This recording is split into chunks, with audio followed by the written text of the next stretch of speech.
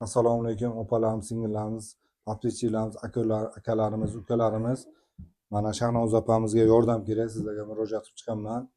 Sardor ukam gapiring o'zingiz. Assalomu alaykum akalar. Men o'zim magazinde ishlayman, onamga yordam qilaman. 3 oylik byudjetini to'lamaganga shartni chiqarib olmayapti.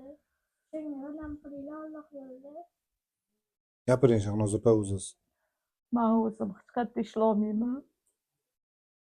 3-chi guruh nogironiman. Almashtiramiz deyishuvdi.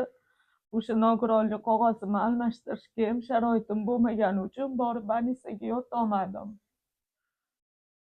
O'sha больницаga yotolmaganim hisobiga hozirgi paytda ko'p yotib qolaman. Davleniyam tushib ketdi. Yurolmay qolaman vaqt kelsa. 4 ta farzandim bilan shu kvartirada yashayman. İşte 1 yil bo'layotgan bo'lsa.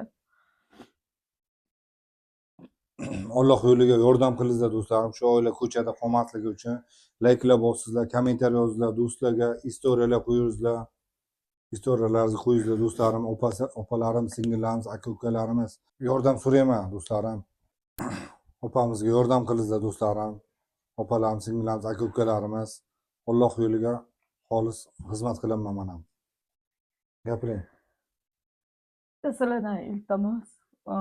O'g'lim 17 yosh bo'lgani uchun ko'p joyga ishga olayotgani yo'q. O'sha o'g'illariga ish topishga yordam beringlar. beringlar.